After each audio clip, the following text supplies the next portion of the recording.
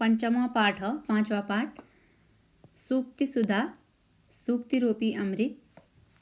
पाठ परिचय। शिक्षा का उद्देश्य बालकों का सर्वांगीण विकास करना है।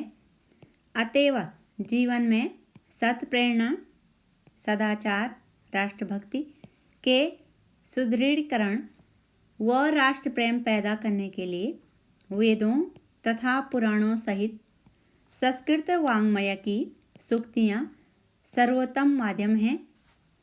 अतएव पाठ्यक्रम में इस प्रकार के पाठों का समावेश किया जाना शिक्षा शास्त्रियों के द्वारा श्रेयस्कर माना जाता रहा है। जीवन के प्रत्येक क्षेत्र में सत प्रेरणा प्राप्त करने के उद्देश्य से प्रस्तुत पाठ में विभिन्न ग्रंथों से 12 अर्थात 12 सूक्तियों का चयन किया गया है। आशा है पाठ में संकलित सूक्तियों के अध्ययन से बालकों के व्यक्तित्व का विकास होगा तथा भावी माने आने वाले जीवन के लिए पाथेय प्राप्त होगा, उनको प्रेरणा वहाँ से मिलेगी। यही इस पाठ का परम उद्देश्य है।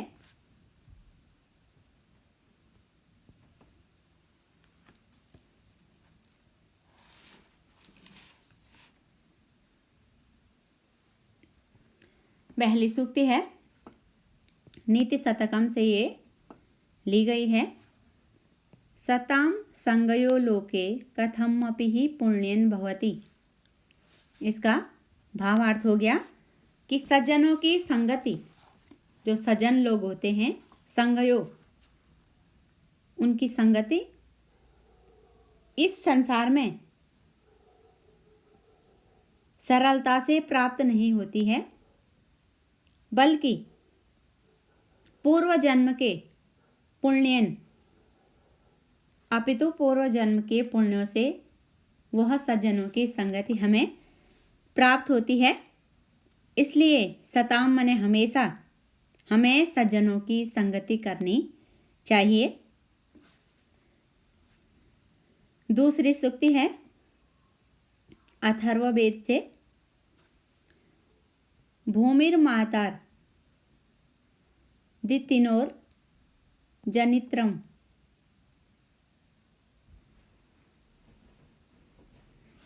अब इसका अर्थ हो गया, यह अखंड भूमि अर्थात जिसके टुकड़े ना किए जा सकते हैं, हमारे लिए मातार जननी जनित्रम जन्म देने वाले अर्थात माता और जननी है।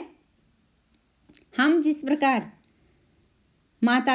हमें जिस प्रकार से अपनी माँ की सेवा करनी चाहिए, उसी प्रकार पृथ्वी का भी हमें पालन पोषण करना चाहिए। हमें भूमि जलवायु की शुद्धता की हमेशा रक्षा करनी चाहिए और इस धरती को माता सदृशम माता के समान मानते हुए इसका उपयोग हमें करना चाहिए।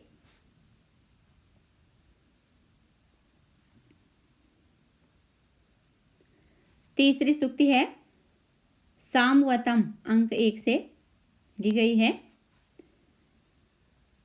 गुणिनो दुर्लभा भूमो गणनीया सुसंसदि। अर्थ हो गया कि गुणी लोग, जिनके अंदर गुण होते हैं, वे लोग भूमो अर्थात पृथ्वी पर,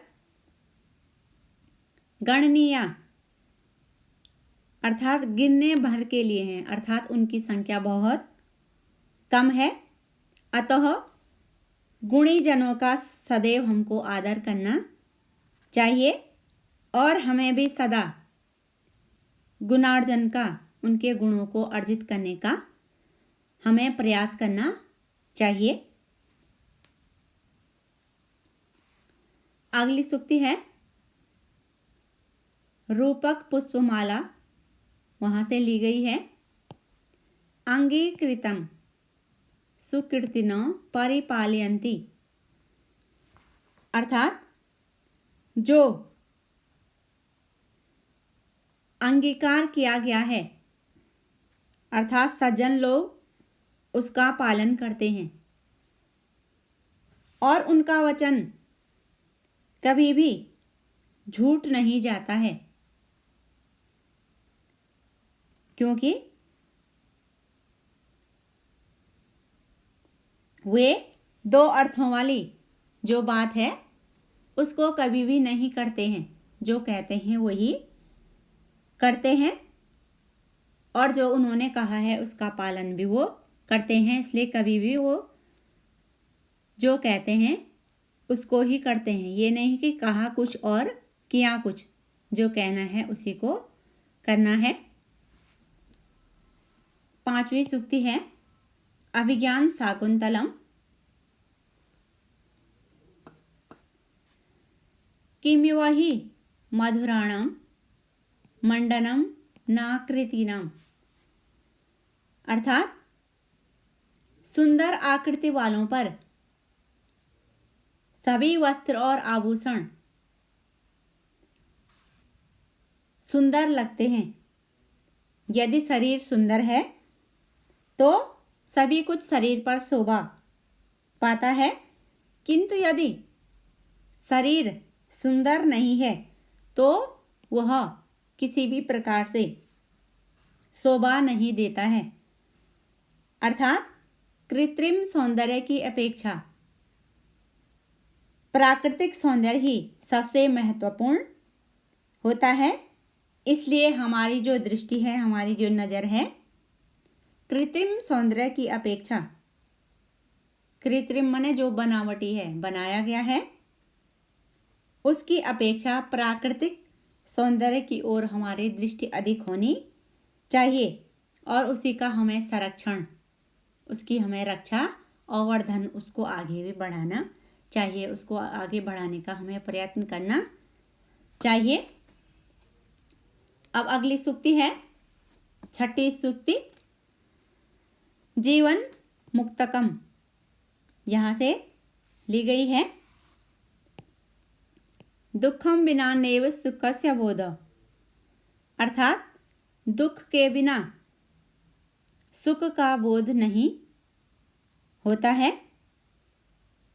अर्थात सुख के महत्व को मनुष्य तभी समझ पाता है जब वह स्वयं दुख को भोग करके सुख प्राप्त करते हैं। इसलिए भाग्य के द्वारा या प्रकृति के द्वारा या माता पिता के द्वारा जो प्राप्त सुख है उसके महत्व को जान करके, समझ करके हमें उसका उपभोग करना चाहिए। अगली सूक्ति है जीवन मुक्तकम, 7वीं सूक्ति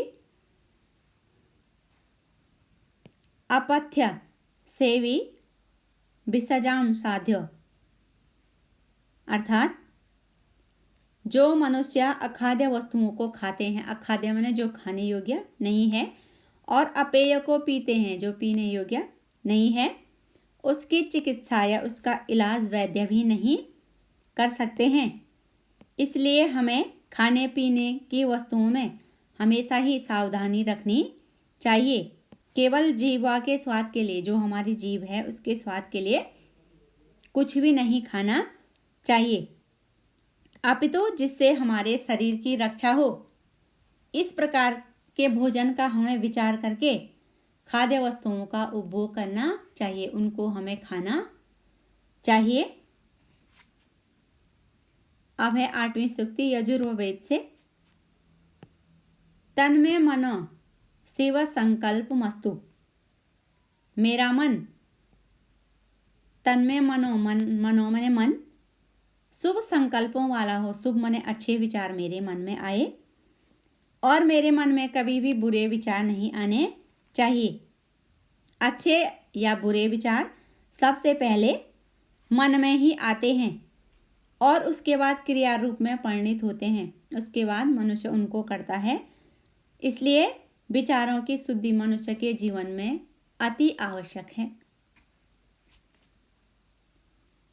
अगली सूक्ति है रामचरितम, 9वीं सूक्ति, परवर्तते ही विमले हृदय स्वच्छे सरस्वती।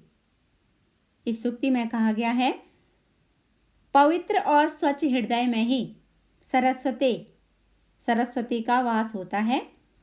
हम सब सरस्वती के सेवक हैं, अतः हमारे हृदय भी बुराइयों से रहित होने चाहिए। हमारे हृदय में किसी प्रकार की बुराई नहीं होनी चाहिए, तभी हमारे मन में सरस्वती का वास हो सकता है, तभी हमें ज्ञान प्राप्त हो सकता है। 10वीं सूक्ति है तैत्तिरीय आरण्यकम से, सत्ये सर्वम प्रतिष्ठितम। अब इसका अर्थ हो गया कि सत्य पर, सर्वम माने सब कुछ, टिका हुआ है। सत्य ईश्वर का साक्षात रूप है। असत्य के द्वारा यदि मनुष्य कुछ भी प्राप्त कर लेता है तो वह नहीं चिर अस्थायी होता है, लंबे समय तक वह टिकता नहीं है और न ही आत्मिक संतोष व्यक्ति को उससे प्राप्त होता है। इसलिए सत्य का हमें सदैव ही पालन करना चाहिए और यही हमारा परम धर्म है। अब है 11वीं सूक्ति, महाभारतम, वहां से ली गई है। मानवम पुत्रवद वृक्षास्तारयन्ति परत्र च, कि पुत्र के समान वृक्ष मनुष्य को, पुत्रवद अर्थात पुत्र के समान जो वृक्ष हैं, वृक्ष हैं, वह मनुष्य को इस लोक और परलोक दोनों लोकों में तार देती है।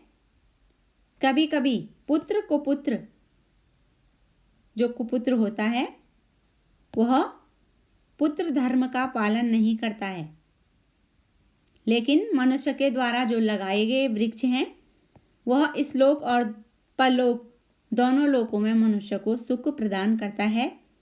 इसलिए मनुष्य को वृक्षारोपण करके उनका पालन पोषण और संरक्षण करना चाहिए।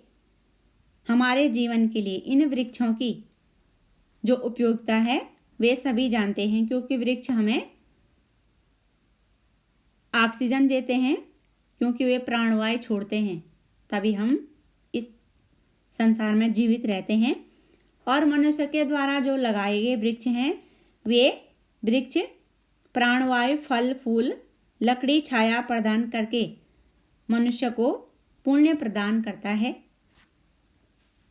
अगली सूक्ति है धर्म सागर, 12वीं सूक्ति, एक लक्ष्य समय धर्म, अर्थात सभी धर्मों का लक्ष्य एक ही है, उद्देश्य एक ही है।